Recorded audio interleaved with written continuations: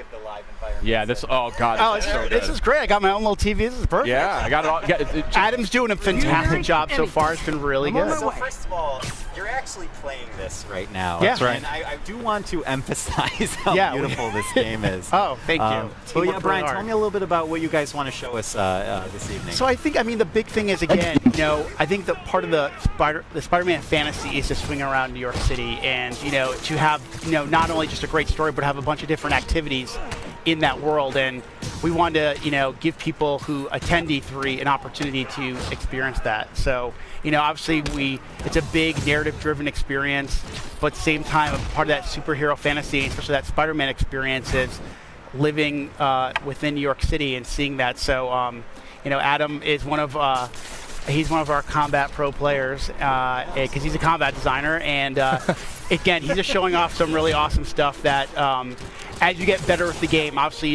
we wanted to have a pick up and play feel, but at the same time, have a level of mastery and to really show off the improvisation that we've really been talking about a lot since we announced the game. I'm digging this, like sticking dudes to walls and to the floor and stuff. That looks really, really satisfying. I think the thing that's been really fun in these last, I would say last 6 months since we got back from the holiday break was every week I feel like I'll take the game home or I'll be playing one night and then I'll come in and say, wow, guys, I didn't know you could do that. So I think there's a lot of that. There's that sandbox nature to it as well. So, obviously you can, we have, we're going to teach you mechanics, but we want you to experiment with, his acrobatics, his webs, his gadgets, his suit powers. So combining all that stuff really allows for a lot of different gameplay and a lot of, Spider-Man's a very expressive character, and we want players to be able to express that, whether it's in traversal or in combat.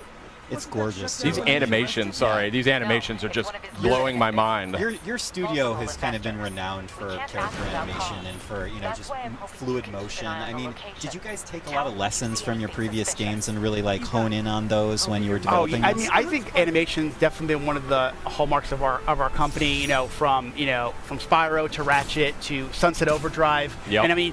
And I remember when the Sunset Overdrive reviews came out, one person actually wrote, it would be great to see Insomniac make a Spider-Man game. And I was like, see, we should make it. See? And I think you waved your phone around to the whole studio. Exactly. We took that kind of mentality and we just injected our personality, but also, what do people want, desire from a Spider-Man experience. So, it was really great as I remember probably around the end of the year, end of last year, someone wrote an article about the top things they want to see in Spider-Man. And they said they want to feel like an Insomniac game. So I think that's the thing we've been really layering on in this last year is to have that, it feels like an Insomniac game as much as it does a Spider-Man game. And I love this traversal, just the fluidity of just moving over great distances very quickly. It looks like a lot of fun just moving around, and that's when you know you've got a great game. Okay, so so how I kind of said like experimenting, but like sometimes, game development, we're in meetings a lot, and then sometimes you just need to take a break.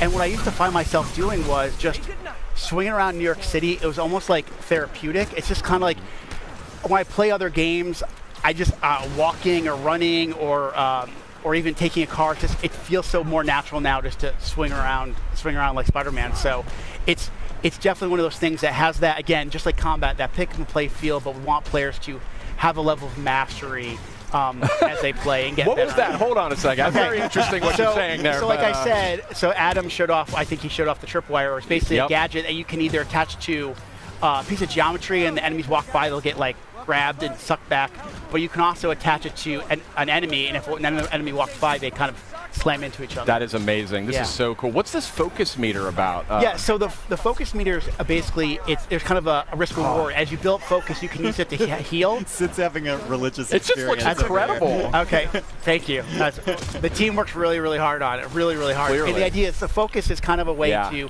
it's a risk reward. Like I said, you can either heal yourself or you can kind of, if you fill up the bar a certain way, you can actually pull off a finishing move. So, as you play the game, you can kind of say, well, do I want to maybe heal myself real quick, or do I want to wait for that really extravagant move to kind of take the guy out instantly? Got it. Brian, a question for you is, obviously Spidey has, with his experience being under the mask for so many years now, Yep, in 8 your years. story, 8 years.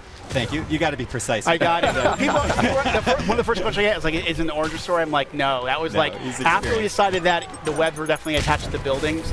we decided it's not going to be an origin story. But you know, back to the combat. I mean, Spidey's experience. He has access to a lot of different techniques and technologies. How do you balance out his experience with the fact that you don't want to overwhelm a player with options, right? You want to make it approachable. You know, I really that comes down to our combat team, our traversal team, like and this guy our right designers, here. like Adam, and really going, okay, you know, kind of handing that stuff out over the course of the game. You know, finding those right spots where you kind of, okay, we're going to teach you how to punch and how to kick and how to punch guys up in the air and use your webs. But then we layer on things like gadgets and then the suits and the suit powers. And it's kind of giving over time. If we just, you know, one thing with something like E3, you know, we want you to feel great, right? But there's a lot to learn really quickly. So we just, you know, normal course development, we kind of find those spots in the game where it makes most sense to teach those mechanics. And then as the game goes on, we want you to master those because the game's only going to get harder.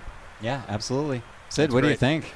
I got to say, this game is beautiful, looking right? absolutely gorgeous. This is, I mean, this is just, I mean, it was looking spectacular to begin with, but this is on a totally different level.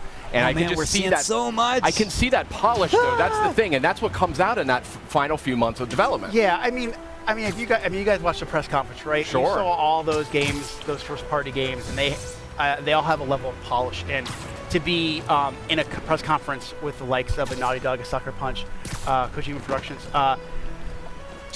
we are very honored to be, and we know there's a certain level of polish that people expect from a PlayStation game, especially a first-party game. So we want to be considered right up there.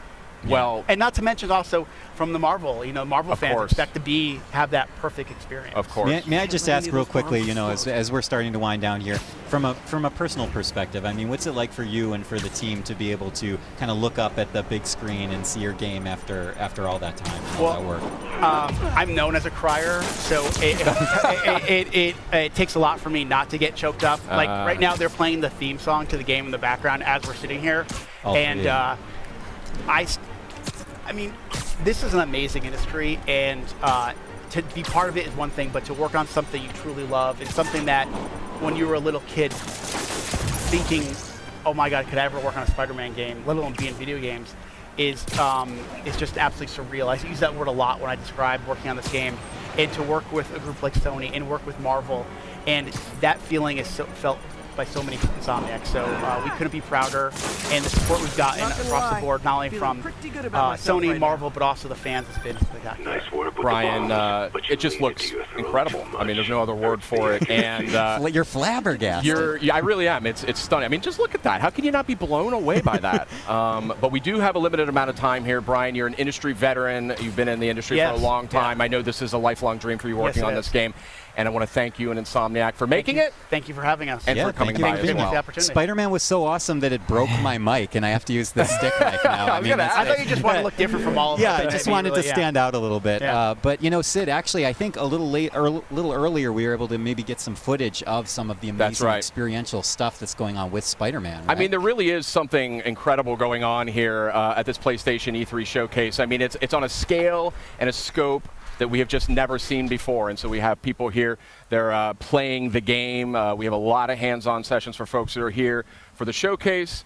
And the game looks great, but I just love the way this whole, I know her. Oh, hi. There's familiar faces popping up on the stream. But I mean, it's a great event here. And it's just, I wish we could get everybody in here to try this out and to just see what has been sort of constructed with Spider-Man and with actually another game we're about to talk about. Yeah, we're about to talk about Ghost of Tsushima. Why don't you? Yeah, Ghost of Tsushima. Yeah, we have some. We sneakily snuck on a few amazing people onto our program as a helicopter goes by to mark this amazing.